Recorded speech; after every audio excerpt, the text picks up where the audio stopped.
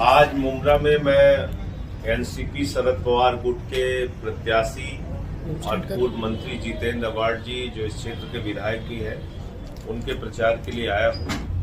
और जो माहौल इस समय महाराष्ट्र में देखने को मिल रहा है, महाराष्ट्र की जनता ने इस बार संकल्प ले लिया है कि गद्दारों को सबक सिखाना है। जिन लोगों ने शरद पवार जी की घड़ी चुराई, उनके विधायकों को चुराया, जिन लोगों ने बाला साहब ठाकरे जी की पार्टी चुराई, उद्धव ठाकरे जी के विधायकों को चुराया, तीर कमान चुराया, उन सबको महाराष्ट्र की जनता सबक सिखाएगी। और इससे बड़ा सवाल ये है कि लगभग 2 लाख करोड़ रुपए की योजना भारत के प्रधानमंत्री नरेंद्र मोदी अपने गृह राज्य गुजरात में लेके चले गए। इस बात का गुस्सा महाराष्ट्र के लोगों में है। यहाँ के नौजवानों को रोजगार मिलता, काम मिलता, महाराष्ट्र की तरक्की होती, आप 2 लाख करोड़ की योजना लेके यहाँ से चले गए। और चुनाव में कोई मुद्दा नहीं है बीजेपी के पास, कोई मुद्दा नहीं है शिंदे के पास, कोई बात नहीं कर रहे हैं जनता की। कैसे स्कूल बनाएंगे, अस्पताल बनाएंगे, बिजली देंगे, पानी देंगे, शिक्षा देंगे, इसकी बात नहीं कर रहे हैं। कह रहे हैं बंटोगे कटोगे। मैं महाराष्ट्र की जनता से हाथ जोड़कर कहना चाहता हूं, अपील करना चाहता हूं, बंटोगे तो सरकारी अस्पताल बंद हो जाएंगे, सरकारी स्कूल बंद हो जाएंगे।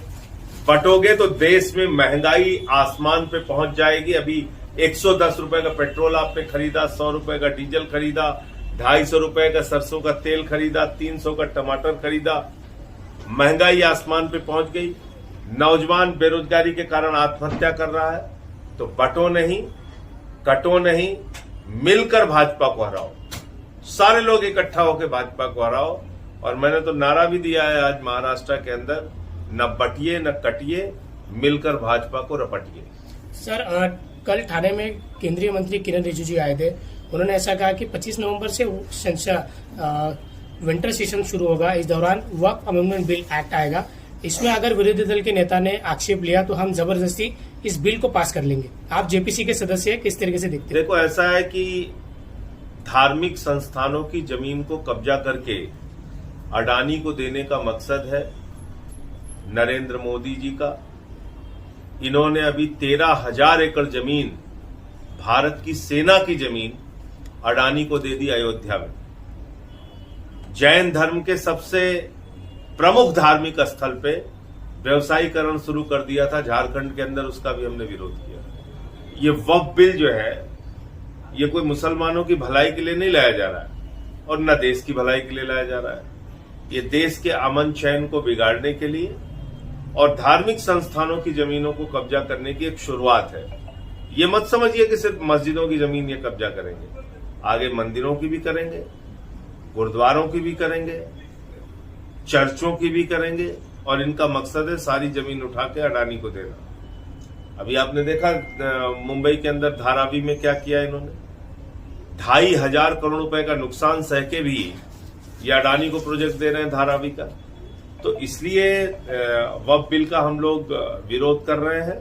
और मैं उम्मीद करता हूं कि चंद्रबाबू नायडू जी, नीतीश कुमार और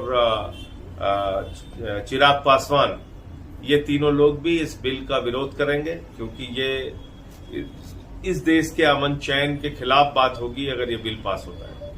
लाडली बहन योजना जो आई है, मेन चुनाव के टाइम योजना लेकर आई गई, ऐसा कहा जा रहा है कि अच्छी योजना तो महिलाओं को लुभाने के लिए जो है महाविकास आघाड़ी की योजना देखिए, ये तो कठपुतली सरकार है, तो जा रही है। इनकी किसी योजना पे ध्यान मत दीजिए। शिंदे बीजेपी के कठपुतली हैं, वो तो अब वापसी है उनकी, जा रहे हैं, उससे क्या फर्क पड़ता है। तो इसलिए अभी जो आगे योजना आ रही है वो है 3,000 रुपए प्रति माह महिलाओं के लिए, 4,000 रुपए नौजवानों को बेरोजगारी भत्ता, 25 लाख रुपए का स्वास्थ्य का बीमा परिवार का, किसानों की कर्ज माफी, महिलाओं के लिए बस की यात्रा फ्री। ये योजना है महाविकास आघाड़ी।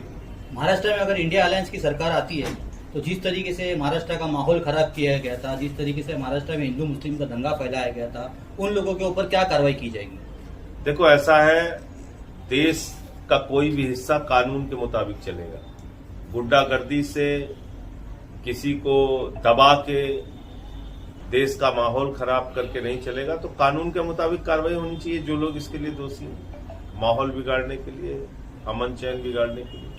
उत्तर प्रदेश के शमीम भाई मुख्यमंत्री आपके काफी करीबी माने जाते हैं। आप मुमरा जब जब शमीम भाई इस पूरे अभियान में और पहले से भी जितेंद्र अवार्ड जी के चुनाव में इनकी प्रमुख भूमिका रही है। ये पूरी मेहनत और निष्ठा के साथ काम भी करते हैं, वोट भी दिलवाते हैं, चुनाव भी जितवाने में अहम भूमिका निभाते हैं। तो इनको और इनके सभी साथियों को मेरी बहुत बहुत बधाई। उत्तर प्रदेश के मुख्यमंत्री योगी आदित्यनाथ महाराष्ट्र के चुनाव प्रचार में आए हुए लगातार जिस तरीके से विवादित बयान दे रहे, चाहे उत्तर प्रदेश ले चाहे दूसरा राज्य ले ले, जिस तरीके से अल्पसंख्यकों के ऊपर जो अत्याचार किए जा रहे, तो क्या उनके पास कोई काम नहीं है ना? क्या करेंगे वो?